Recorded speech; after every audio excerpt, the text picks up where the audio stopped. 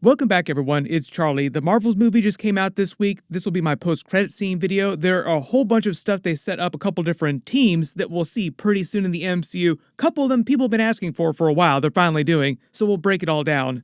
If you're brand new to the channel, be sure to subscribe to get all the videos. And careful for spoilers if you have not seen the movie yet. But at the end of the movie, Dar-Benn uses both of Miss Marvel's bangles, which they canonize as the quantum bands of Quasar from the comics, to basically tear open a hole into another universe. James Gunn actually just introduced the second version of Quasar from the comics in Guardians of the Galaxy 3, that's this character here. There was even a deleted scene that was meant to have taken place at the beginning of the Marvels movie to explain how the original Quasar used the quantum bands to create all the jump portals across the universe.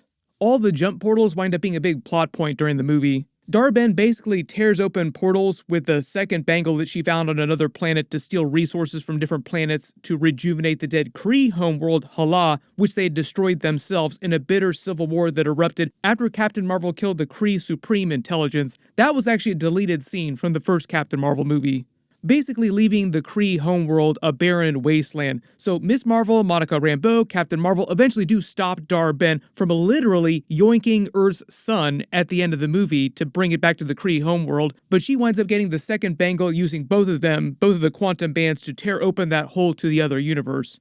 She winds up absorbing too much power and it basically kills her. Then Miss Marvel and Captain Marvel energize Monica Rambeau with their powers in both bangles, allowing her to absorb enough energy to become powerful enough to close the hole between universes, but it strands Monica Rambeau in the other universe. Then what they did, instead of having two post-credit scenes or like two mid-credit scenes, a lot of Marvel movies will have multiple post-credit scenes, they actually move one of the end credit scenes to before the credits play, so it's just part of the normal end of the movie. This is what used to be the Young Avengers post-credit scene. They just made it part of the actual film.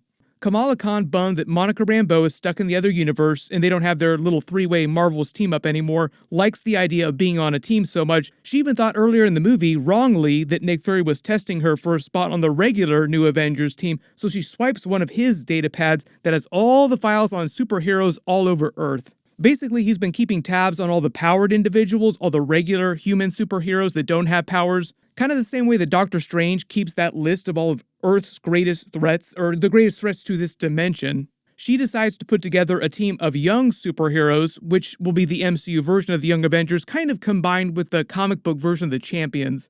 If you haven't read any of those comics, Miss Marvel was on the Champions. They're like one of the other teenage superhero teams. She was never on the Young Avengers. She winds up working her way down Nick Fury's list of other kids that she wants to be on the team, basically people who she thinks aren't going to be on the regular New Avengers team, like all the B-tier characters she thinks are going to be available. Her first stop is to go to New York City and try and recruit Hailee Steinfeld's Kate Bishop, and the scene is meant to be a parody of the Iron Man 1 post-credit scene, with Nick Fury showing up to recruit Iron Man for the original Avengers. You think you're the only superhero in the world? Mr. Stark, you become part of a bigger universe. You just don't know it yet. Most of her speech is also meant to play out like a parody of Nick Fury's speech, like the dialogue is the same or very similar. Here's the thing though, Nick Fury would have never told her that story, so like in universe, it doesn't actually make sense that she knew exactly what he said, so the fact that she's saying the exact same speech as Nick Fury back in 2008 is more of like a real life Easter egg. Like the writers of the movie are just having fun winking from behind the camera, but like in universe, there's no way that she would know what he actually said to Iron Man during that meeting.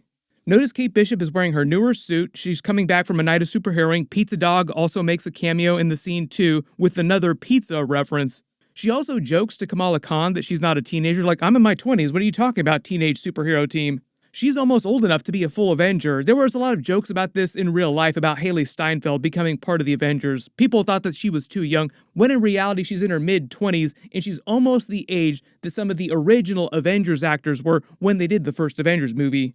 She winds up begrudgingly agreeing to be on Kamala Khan's team, even though she doesn't really like the idea of being on a team quite so much, which is very much like Kate Bishop from the comics. She's kind of like that in the comics. She kind of reluctantly joins the Young Avengers team in the original roster. Miss Marvel then starts rattling off other superheroes that she wants to be on the team next and mentions Ant-Man has a daughter, which Cassie Lang she's referring to. They actually reference Ant-Man the Wasp Quantumania during the Loki finale as well, so there's like a lot more references to recent Marvel movies.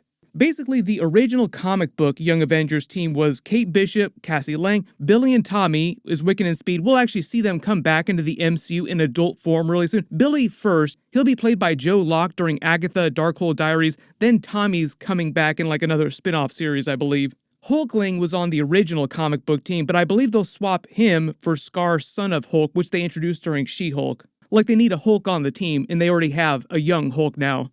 There was Patriot on that original team, who is Isaiah Bradley's grandson. We actually met him during Falcon and Winter Soldier. Maybe they'll bring him back, or maybe they won't do the character at all. He might have gotten some biological powers because of Isaiah Bradley passing along his abilities through his super soldier serum, just biologically through his children and grandchildren.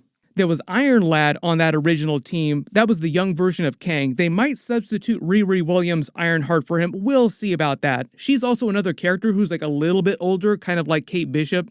Then there's America Chavez, who will probably be on the team as well, just because she's so young.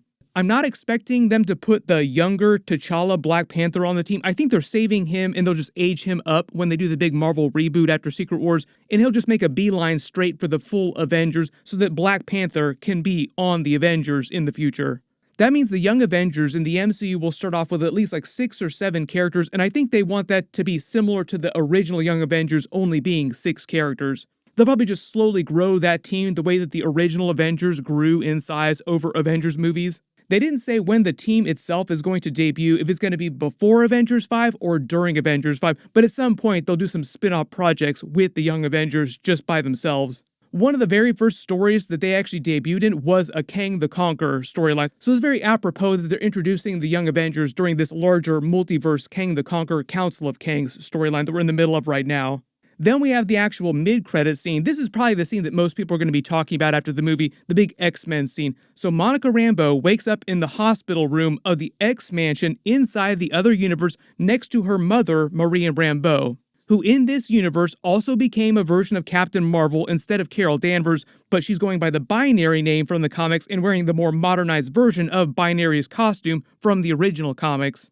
Couple big deep cuts about the Binary character as well. Chris Claremont, famous X-Men writer, created the character during an X-Men storyline. She also became part of the X-Men team in that storyline. So for instance, this version of Binary in the MCU is part of this X-Men team.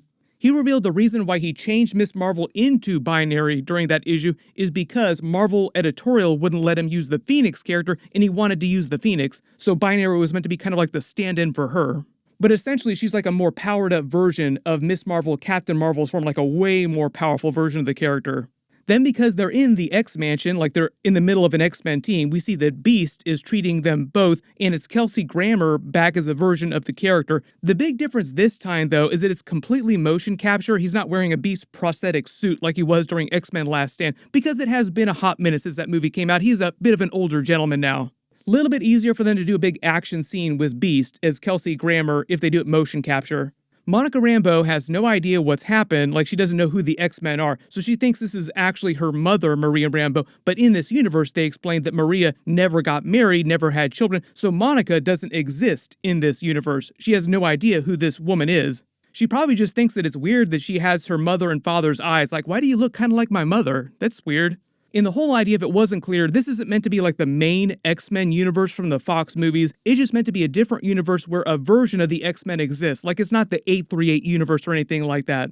But it does mention Charles, Professor X, wanting an update, so Patrick Stewart also back as another version of Professor X. For the most part, this is meant to be a setup for the events of Deadpool 3, where we'll see a bunch of classic X-Men actors coming back as different versions of their characters from different universes.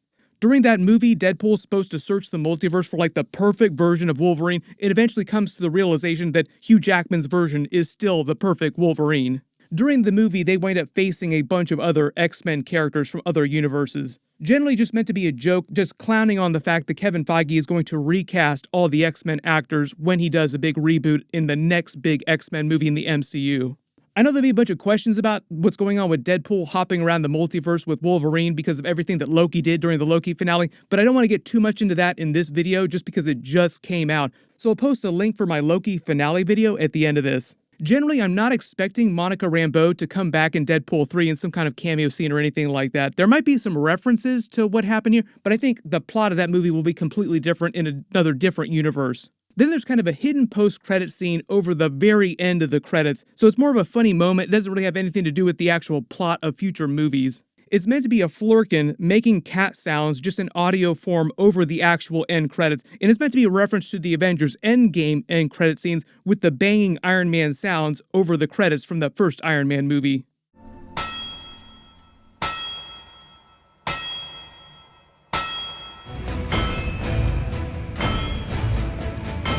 One of the other notable changes that you probably detected in the post-credit scenes is that at the very end of the movie, there's no kind of teaser message about any of the characters returning, like Captain Marvel, Miss Marvel, Monica Rambeau, even though we know all three of them will be back. Normally at the end of Marvel movies, they say Captain America will return or Thanos will return, but at the end of this movie, there's none of that. I know there's going to be a ton of questions about X-Men and the MCU, and this all gets into Deadpool 3 stuff. They actually just announced that they're going to start filming Deadpool 3 again before Thanksgiving. Wolverine going to be carving that turkey left and right. Ryan Reynolds also just announced that they delayed the movie to July next year and debuted a picture of Dogpool, who is a character in the movie. Like, this is legit. It's like a teaser for what Dogpool is going to look like during the film, who is a comic book character. Kevin Feige was also teasing that we would see more from the X-Men just in general, like the concept X-Men-based characters in the next couple of years, way more. Eventually, what's probably going to happen with the X-Men is that he will recast a lot of the characters, but not till they do the next X-Men solo movie. So a lot of the people that are coming back, like the classic X-Men actors, are mostly just for Deadpool 3 and for like Secret Wars, which is a big multiverse movie. They're kind of giving those characters, like the Fox Marvel actors, their own version of Avengers Endgame before they recast a lot of people. So for example, that's the reason why we're probably going to see the new version of the MCU X-Men movie maybe before Secret Wars, and Wolverine is not going to be in that movie because Hugh Jackman will still be playing the character. So like every single classic X-Men character won't debut in that first new X-Men movie. Like they'll wait off a couple more years before they show the brand new MCU version of Wolverine. But if there's any other questions or any other Easter eggs you spotted in the post-credit scenes that I didn't talk about in the video, just write them below in the comments. Like I said, like the real big concepts that they tease in the end credits, the post-credits, the end of the movie, are the Young Avengers team and the X-Men characters in these other universes. I'm still working on my full breakdown and Easter eggs for the entire Marvels movie. That should post on Saturday. There's a bunch of other big stuff coming up too. I've got a bunch of Loki bonus videos like alternate endings, deleted scenes, Loki Season 3 stuff. Make sure you enable alerts for my channel so you don't miss that. So click here for my full Loki finale video and click here for that full Marvels movie breakdown. I'll update the link as soon as I post that too. Thank you so much for watching. Everyone stay safe and I'll see you guys in the next one.